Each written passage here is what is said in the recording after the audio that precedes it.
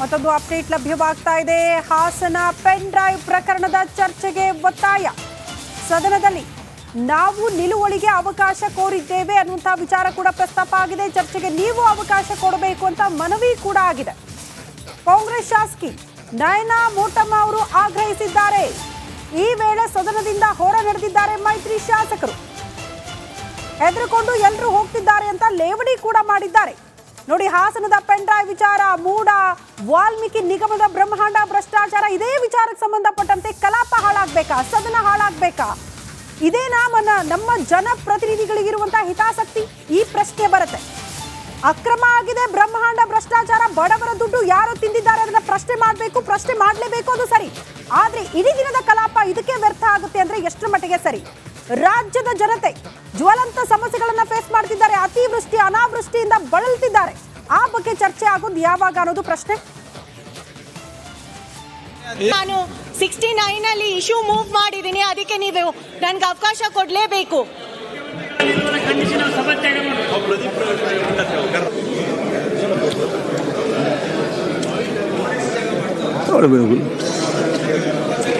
ಎಲ್ಲ ಹೆದರ್ಕೊಂಡು ಹೋಗ್ತಾ ಇದ್ದಾರೆ ಅನ್ಸುತ್ತೆ.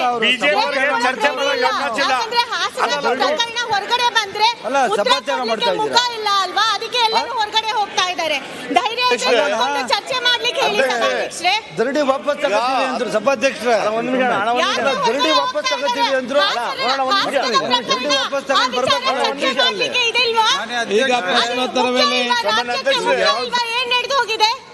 ಯಾಕೆ ಹೊರಗಡೆ ಹೋಗ್ತಾ ಇದ್ದಾರೆ? ಅಲ್ಲ, ಅವ್ರಿಗೆ ಈಗ ಅವರು ನಾವು ಚರ್ಚೆ ಅವಶ್ಯಕತೆ ಇಲ್ಲ, ಪ್ರಚಾರ ಬೇಕು ಅವ್ರಿಗೆ. ಪ್ರಶ್ನೋತ್ತರ ಅಧ್ಯಕ್ಷರೇ. ಸುನಿಲ್ ಕುಮಾರ್ ವಿ ಮನೆ ಅಧ್ಯಕ್ಷರೇ, ಅದಕ್ಕೆ ಸುನಿಲ್ ಕುಮಾರ್ ವಿ ಪ್ರಶ್ನೆ ಸಂಖ್ಯೆ 1652 ಅವರೆಲ್ಲ ಬೈಕಾಟ್ ನೋಡಿ. ನೀವೆಲ್ಲ ಹಿರಿಯ ಶಾಸಕರಿದ್ದೀರಿ. ಮತ್ತೆ ಒಳಗೆ ಬರ್ತಾರೆ. ಇಲ್ಲಿ ಏನಾಗ್ತಾ ಇದೆ, ಬಿಜೆಪಿ ಅವರು ಅವ್ರ ಕೆಲಸ ಮಾಡೋ ಮಾತ್ರ ಅಲ್ಲ, ಅವ್ರ ಕೆಲಸ ಮಾಡೋ ಮಾತ್ರ ಇರ್ತಾರೆ. ಆಯ್ತು, ಸುನಿಲ್ ಕುಮಾರ್ ಈ ಬಗ್ಗೆ ಮತ್ತಷ್ಟು ಡೀಟೇಲ್ಸ್ ಅನ್ನ ಕೊಡ್ತಾರೆ ನಮ್ಮ ಪ್ರತಿನಿಧಿ ಬಸವರಾಜ್ ದೂರವಾಣಿ ಸಂಪರ್ಕದಲ್ಲಿ. ಬಸವರಾಜ್, ಪ್ರತಿ ಬಾರಿ ಕೂಡ ಅಧಿವೇಶನ ಪ್ರಾರಂಭ ಆಗುತ್ತೆ ಅಂದ್ರೆ ರಾಜ್ಯದ ಜನತೆ ಎದುರು ನೋಡ್ತಾರೆ ಈ ಕ್ಷೇತ್ರಕ್ಕೆ, ಅಂದ್ರೆ ನಮ್ಮ ಕ್ಷೇತ್ರಕ್ಕೆ ಏನ್ ಲಾಭ, ಏನ್ ಸಮಸ್ಯೆಗೆ ಪರಿಹಾರ ಸಿಗಬಹುದು ಅಂತ. ಆದ್ರೆ ನಮ್ಮ ಜನಪ್ರತಿನಿಧಿಗಳ ಹಿತಾಸಕ್ತಿ ಏನು? ಪೆನ್ ಡ್ರೈವ್ ವಿಚಾರ ಚರ್ಚೆ ಆಗಬೇಕಾ ಸದನದಲ್ಲಿ? ಬರೀ ಮೂಡ ವಾಲ್ಮೀಕಿ ವಿಚಾರಕ್ಕೆ ಸಂಬಂಧಪಟ್ಟಂತೆ ಕಲಾಪ ಹಾಳಾಗೋದು ಎಷ್ಟರ ಮಟ್ಟಿಗೆ ಸರಿ ಅನ್ನೋದು ಜನಸಾಮಾನ್ಯರ ಪ್ರಶ್ನೆ. ಖಂಡಿತ ಸುದ್ದಿ. ಕಳೆದ ವಾರ ಪೂರ್ತಿ ವಾಲ್ಮೀಕಿ ನಿಗಮದ ಹಗರಣದ ವಿಚಾರವಾಗಿ ಚರ್ಚೆ ಮತ್ತು ಉತ್ತರ ಸಮಾಧಾನ ತಂದಿಲ್ಲ ಅನ್ನುವಂತ ವಿಚಾರವಾಗಿ ಸಾಕಷ್ಟು ವಾಗ್ವಾದಗಳಾಗಿತ್ತು. ಮತ್ತು 5 ದಿನಗಳ ಕಲಾಪದಲ್ಲಿ ಕೇವಲ ವಾಲ್ಮೀಕಿ ನಿಗಮದ ಹಗರಣ ಮಾತ್ರ ಸದ್ದು ಮಾಡಿತ್ತು ಮತ್ತು ಅದಷ್ಟೇ ಚರ್ಚೆ ಆಗಿರ್ತಕ್ಕಂಥದ್ದು. ಇನ್ನು ಉಳಿದಂತ ಕಲಾಪಗಳು ಯಾವುದು ಕೂಡ ನಡೆಯಕ್ಕೆ ಸಾಧ್ಯ ಆಗಿಲ್ಲ. ಹಾಗಾಗಿ ಈಗ 2ನೇ ವಾರಕ್ಕೆ ಕಲಾಪ ಇಟ್ಟಿದೆ. ಈ ಸಂದರ್ಭದಲ್ಲಿ ಸಾಕಷ್ಟು ಚರ್ಚೆಗೆ ಇರತಕ್ಕಂತ ವಿಷಯಗಳಿದಾವೆ. ನಮ್ಗೆ ಅವಕಾಶ ಬೇಕು ಅನ್ನುವಂತ ಒಂದು ಬೇಡಿಕೆಯನ್ನ ಸಾಕಷ್ಟು ಸದಸ್ಯರು ಮಾಡ್ತಾ ಇದ್ದಾರೆ. ಇದರ ನಡುವೆ ಇವತ್ತು ಬಿಜೆಪಿ ಬೆಳಗ್ಗೆ ವಾಲ್ಮೀಕಿ ನಿಗಮದ ಹಗರಣದ ಸರ್ಕಾರದ ಉತ್ತರ ಸರಿಯಾಗಿಲ್ಲ ಅನ್ನುವಂತ ಒಂದು ಧರಣಿಯನ್ನ ಮಾಡ್ತು ಮತ್ತು ಧರಣಿಯನ್ನ ಸದ್ಯಕ್ಕೆ ವಾಪಸ್ ಪಡೆದುಕೊಂಡಿರ್ತಕ್ಕಂಥದ್ದು. ಈ ನಿಟ್ಟಿನಲ್ಲಿ ಉಳಿದಂತೆ ಮೂಡ ಹಗರಣ ಇರಬಹುದು, SCPTSP ಹಣವನ್ನ ಬೇರೆ ಯೋಜನೆಗಳಿಗೆ ಬಳಕೆ ಮಾಡಿರ್ತಕ್ಕಂಥದ್ದು ಇರ್ಬೋದು, ಹಾಸನದ ಪೆನ್ ಡ್ರೈವ್ ಪ್ರಕರಣ ಇರ್ಬೋದು, ಭೂಮಿ ನಿಗಮದ ಹಗರಣ ಇರ್ಬೋದು, ಎಲ್ಲಾ ನಿಗಮದ ಹಗರಣಗಳು ಕೂಡ ಇವತ್ತು ಚರ್ಚೆಗೆ ಬರ್ತಕ್ಕಂಥದ್ದು. ಮತ್ತು ಈ ಸಂದರ್ಭದಲ್ಲಿ ರಾಜ್ಯದಲ್ಲಿ ಮಳೆ ಆಗ್ತಾ ಇರುವಂತ ಸಂದರ್ಭದಲ್ಲಿ ಸಾಕಷ್ಟು ಸಮಸ್ಯೆಗಳು ಕೂಡ ಆಗ್ತಾ ಇದಾವೆ. ಇದನ್ನು ಕೂಡ ಚರ್ಚೆ ಮಾಡಬೇಕು ಅನ್ನುವಂತ ಅವಕಾಶವನ್ನ ವಿರೋಧ ಪಕ್ಷಗಳು ಕೇಳಿದಾವೆ. ಆ ನಿಟ್ಟಿನಲ್ಲಿ ಡೆಂಗು ಕೂಡ ರಾಜ್ಯದಲ್ಲಿ ಮತ್ತು ಬೆಂಗಳೂರಿನಲ್ಲಿ ಹೆಚ್ಚಾಗ್ತಾ ಇದೆ. ಅದಕ್ಕೆ ಪರಿಹಾರ ಕಂಡು ಹಿಡಿಯುವ ನಿಟ್ಟಿನಲ್ಲಿ ಇವತ್ತು ಒಂದು ಸಮರ್ಥವಾದಂತ ಉತ್ತರ ಮತ್ತು ಸಮರ್ಥವಾದಂತ ಚರ್ಚೆ ವಿಧಾನಸಭೆಯಲ್ಲಿ ಆಗ್ಬೇಕು ಅನ್ನುವಂತ ನಿಟ್ಟಿನಲ್ಲಿ ಏನು ಕಳೆದ ವಾರ ಕಲಾಪ ಬಯಲಾಗಿತ್ತು, ಈ ವಾರ ಎಲ್ಲವೂ ಚರ್ಚೆಗೆ ಬರ್ತಕ್ಕಂಥದ್ದು.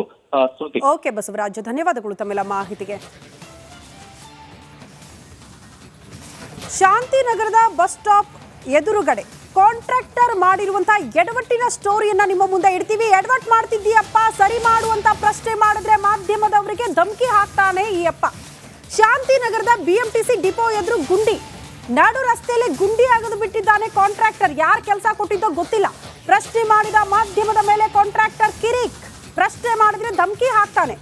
ಗಂಡ ಗುಂಡಿ ಗುತ್ತಿಗೆದಾರ್ ವಿಶ್ವೇಶ್ವರಯ್ಯ ಈ ರೀತಿ ಎಡವಟ್ ಮಾಡಿರೋದು. ತೋಡಿದ ಗುಂಡಿಯ ಸುತ್ತಲೂ ಕೂಡ ಕಲ್ಲಿಟ್ಟು ಮತ್ತೊಂದು ಎಡವಟ್ಟು. ಶಾಂತಿನಗರದ BMTC ಡಿಪೋ ಎದುರು ಇಂಥದ್ದೊಂದು ದೃಶ್ಯ ಕಾಣೋದಕ್ಕೆ ಸಿಗುತ್ತೆ. ದಯವಿಟ್ಟು ಯಾರು ಈತನಿಗೆ ಕೆಲಸ ಕೊಡಬಾರ್ದು. ಇಡೀ ಬೆಂಗಳೂರು ರಸ್ತೆನ ಗುಂಡಿ ಮಾಡ್ಬಿಡ್ತಾನೆ ಈತ. ದೃಶ್ಯ ನೋಡ್ತಾ ಇದ್ದೀರಿ. ಅವ್ರು ಯಾರು ಮಾಡಿದ್ರು ನಾವು ಯಾರಿಗೆ BMTC ಅವರೇ ಮಾಡ್ತಾ ಇರೋದು ನಾವು ಅವ್ರು ಯಾರು ಮಾಡಿದಾರೆ ಗೊತ್ತಿಲ್ಲ. ಅವ್ರು ಆಕ್ಷನ್ ತಗೊಂಡಿದ್ದಾರೆ. ಈ ಕಾಂಕ್ರೀಟ್ ನಮ್ಗೆ ಹಾಕಕ್ ಕೇಳಿದ್ದಾರೆ.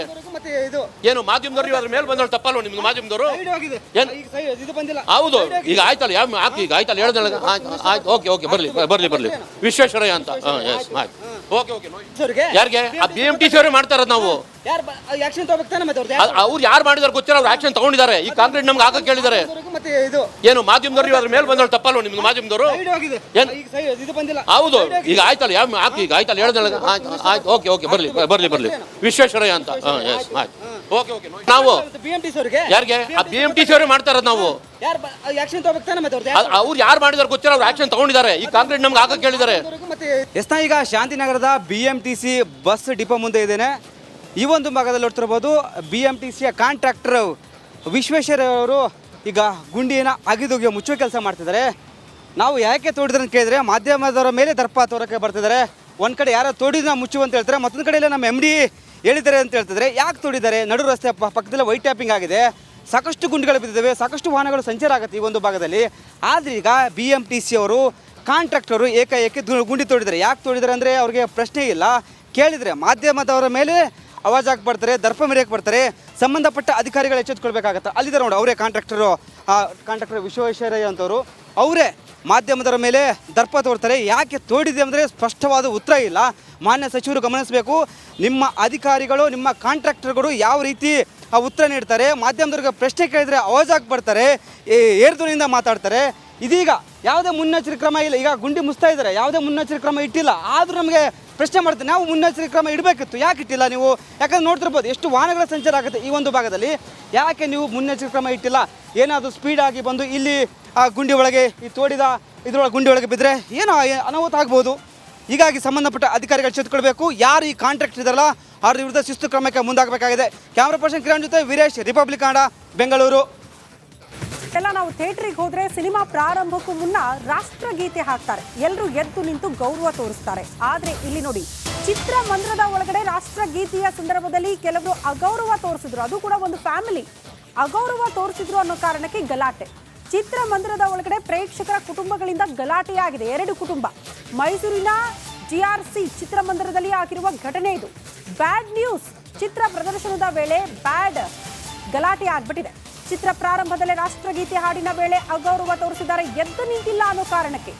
ಎದ್ದು ನಿಲ್ಲದೆ ಅಗೌರವ ತೋರಿದೆ ದಂಪತಿ ಅಂತ ಹೇಳಲಾಗಿದೆ. ಇದೇ ವಿಚಾರಕ್ಕೆ ಸಂಬಂಧಪಟ್ಟಂತೆ ಮತ್ತೊಬ್ರು ಪ್ರಶ್ನೆ ಮಾಡಿದ್ರು. ಅದೇ ವಿಚಾರಕ್ಕೆ ಸಂಬಂಧಪಟ್ಟಂತೆ ಗಲಾಟೆಯಾಗಿದೆ. ಬಟ್ ಪೊಲೀಸರು ಬಂದ್ರು, ಪರಿಸ್ಥಿತಿನ ತಿಳಿಗೊಳಿಸಿದ್ರು. ಏನೋ ಸ್ವಲ್ಪ ಎಂಟ್ರಿ ಎಲ್ಲ ಆದಮೇಲೆ ಏನೋ ಸ್ವಲ್ಪ ಮಾತುಕತೆಗಳಾಯಿತು. ಸೊ ಇಮಿಡಿಯೇಟ್ಲಿ ಪೊಲೀಸ್ ಅವ್ರನ್ನ ಕರೆಸಿದ್ವಿ. ಪೊಲೀಸ್ನವ್ರು ಬಂದು ಅವ್ರನ್ನ ಕರ್ಕೊಂಡು ಹೋಗಿದ್ದಾರೆ. ಇಷ್ಟೇ ನಮಗೆ ಸಿಕ್ಕಿರೋ. ನಮಗೆ ಬಂದಿರೋ ಮಾಹಿತಿ ಪ್ರಕಾರ ಗೊತ್ತಿಲ್ವಲ್ಲ, ಅದು ನಮಗೆ ಗೊತ್ತಿಲ್ಲ ಏನಾಗಿದೆ. ನಾವು ಯಾರು ಇರಲ್ವಲ್ಲ, ಸ್ಟಾಫು ಇಲ್ಲ ಅಲ್ಲಿ. ಬರೀ ಯಾರು ಆರೋಪ ಹಾಕ್ತವ್ರು, ಆರೋಪಿ ಯಾರು ಇದ್ದಾರೆ ಎರಡು ಅಂದರೆ ಗೊತ್ತಿಲ್ಲ ನಮ್ಗೆ. ಆರೋಪ ಅಂತ ಹೇಳಬಾರ್ದು ಲೆಕ್ಕಕ್ಕೆ.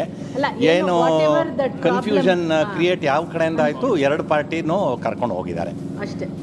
ಒಳಗಡೆ ಯಾರು ಬಂದಿಲ್ಲ. ಥಿಯೇಟರ್ ಒಳಗಡೆ ಈ ಬಗ್ಗೆ ಮತ್ತಷ್ಟು ಡೀಟೇಲ್ಸ್ ಅನ್ನ ಕೊಡ್ತಾರೆ ನಮ್ಮ ಪ್ರತಿನಿಧಿ ವಿನೋದ್ ದೂರವಾಣಿ ಸಂಪರ್ಕದಲ್ಲಿ. ವಿನೋದ್, ಈ ಘಟನೆಯ ಕುರಿತಂತೆ ಮತ್ತಷ್ಟು ಡೀಟೇಲ್ಸ್ ಏನು ಕೊಡ್ತೀರಿ? ಶ್ರುತಿ, ಈಗಾಗಲೇ ಈ ಒಂದು ಘಟನೆ ನಡೆದಿರುವಂತದ್ದು ಮೈಸೂರಿನ DRC ಮಾಲ್ ನಲ್ಲಿ ನಡೆದಿರುವಂತದ್ದು. ನಿನ್ನೆ ರಾತ್ರಿ ಸುಮಾರು 10 ಗಂಟೆ ಸುಮಾರಿಗೆ ಒಂದು ಬ್ಯಾಡ್ ನ್ಯೂಸ್ ಚಿತ್ರಮಂದಿರಕ್ಕೆ ಬ್ಯಾಡ್ ನ್ಯೂಸ್ ನೋಡೋದಕ್ಕೆ ಬಂದಿರ್ತಾರೆ. ಸೊ ಆ ಒಂದು ಸಂದರ್ಭದಲ್ಲಿ ಅದ್ರ 2 ಕುಟುಂಬಗಳು ಬಂದಿರುತ್ತೆ. ಒಂದು ಮುಸ್ಲಿಂ ಕುಟುಂಬ ಬಂದಿರುತ್ತೆ ಮತ್ತು ಇನ್ನೊಂದು ಹಿಂದೂ ಕುಟುಂಬ ಬಂದಿರುತ್ತೆ. ಎಲ್ಲ ಮಾಮೂಲಿ ಚಿತ್ರಮಂದಿರ ಅಂದ್ರೆ ಸಿನಿಮಾ ಸ್ಟಾರ್ಟ್ ಆಗೋ ಮೂಲವೇ ಕೂಡ ರಾಷ್ಟ್ರಗೀತೆಯನ್ನ ಹಾಡ್ತಾರೆ. ಆ ಒಂದು ಸಂದರ್ಭದಲ್ಲಿ ಎದ್ದುಲಿದ್ದು ಗೌರವ ಸಲ್ಲಿಸಬೇಕಾದಂತ ಪ್ರತಿಯೊಬ್ಬರ ಕರ್ತವ್ಯ ಕೂಡ ಆಗಿರುತ್ತೆ. ಆ ಒಂದು ಸಂದರ್ಭದಲ್ಲಿ ಅವರು ಎದ್ದುಲಿದ್ದು ಗೌರವನ ಸಲ್ಲಿಸ್ತಾರಲ್ಲ. ಸೊ ಈ ಒಂದು ಸಂದರ್ಭದಲ್ಲಿ ಅದನ್ನ ಪ್ರಶ್ನೆ ಮಾಡ್ತಾರೆ, ಯಾಕೆ ನೀವು ಎದ್ದಿರ್ತಿಲ್ಲ ಅಂತ ಹೇಳಿ. ಆ ಒಂದು ಸಂದರ್ಭದಲ್ಲಿ 2 ಕುಟುಂಬಗಳ ನಡುವೆ ಒಂದು ಗಲಾಟೆ ನಡೆದಿರುತ್ತೆ. ತಕ್ಷಣ ಏನೋ ಮಾಲ್ನಲ್ಲಿರುವಂತಹ ಸಿಬ್ಬಂದಿಗಳು ಕೂಡ ಚಿತ್ರದ ಮಾಲೀಕರಿಗೆ ಈ ಒಂದು ವಿಚಾರವನ್ನು ಮುಟ್ಟಿಸ್ತಾರೆ. ತಕ್ಷಣ ಜಲಪಿಪುರ ಪೊಲೀಸ್ ಠಾಣೆ ಇನ್ಸ್ಪೆಕ್ಟರ್ ಎಲ್ಲರೂ ಕೂಡ ಸ್ಥಳಕ್ಕೆ ಬಂದು ಈ ಒಂದು ಪ್ರಕರಣದ ಬಗ್ಗೆ ಮಾಹಿತಿಯನ್ನು ಕಲೆ ಹಾಕ್ತಾರೆ. ಆದರೆ ಯಾವುದೇ ರೀತಿಯಾದಂತಹ FIR ಕೂಡ ದಾಖಲಾಗಿರೋದಿಲ್ಲ. ತಕ್ಷಣದಲ್ಲಿ ಪೊಲೀಸರು ಇವತ್ತು ಬೆಳಿಗ್ಗೆ ಯಾವಾಗ ಈ ಒಂದು ಪ್ರಕರಣ ದೊಡ್ಡ ಮಟ್ಟದಲ್ಲಿ ಸ್ಪ್ರೆಡ್ ಆಗಕ್ಕೆ ಶುರು ಆಯಿತು, ತಕ್ಷಣ ಈಗ ಚಿತ್ರಮಂದಿರಕ್ಕೆ ಈಗಾಗಲೇ ಜಲಪಿಪುರ ಠಾಣೆ ಇನ್ಸ್ಪೆಕ್ಟರ್ ಇರ್ಬೋದು ಮತ್ತೆ ACP ಎಲ್ಲರೂ ಕೂಡ ಚಿತ್ರಮಂದಿರಕ್ಕೆ ಬಂದಿದ್ದಾರೆ. ಜೊತೆಗೆ ಆ ಒಂದು ಚಿತ್ರಮಂದಿರ ರಾತ್ರಿ ನಡೆದಂತಹ ಘಟನೆ ಬಗ್ಗೆ CCTV ಫುಟೇಜ್ಗಳಲ್ಲಿ ಈಗಾಗಲೇ ವಶಕ್ಕೆ ತೆಗೆದುಕೊಂಡಿದ್ದಾರೆ. ಘಟನೆಯ ಬಗ್ಗೆ ಸಂಪೂರ್ಣವಾದಂತಹ ಮಾಹಿತಿಯನ್ನು ಕಲೆ ಆಗ್ತಾ ಇದ್ದಾರೆ. ಬಹಳ ಪ್ರಮುಖವಾಗಿ ಪಾಕಿಸ್ತಾನಕ್ಕೆ ಜಿಲ್ಲಾವಾದ ಕೂಗಿದ್ರು ಅನ್ನುವಂತಹ ಮಾಹಿತಿಗಳು ಲಭ್ಯ ಆಗ್ತಾ ಇದೆ. ಸೊ ಹೀಗಾಗಿ ಈ ಒಂದು ಘಟನೆಯ ಏನು ದೊಡ್ಡ ಮಟ್ಟದಕ್ಕೆ ಹೋಗುತ್ತೆ ಅನ್ನೋ ಕಾರಣಕ್ಕಾಗಿ ಯಾವ ಕಾರಣಕ್ಕಾಗಿ ಗಲಾಟೆ ನಡೀತಿರೋ ಬಗ್ಗೆ ಈಗಾಗಲೇ ಪೊಲೀಸರು ತನಿಖೆಯನ್ನ ಶುರು ಮಾಡಿರುವಂತದ್ದು. ಶ್ರುತಿ. ಓಕೆ ವಿನೋದ್, ಧನ್ಯವಾದಗಳು ತಮ್ಮೆಲ್ಲ ಮಾಹಿತಿಗೆ.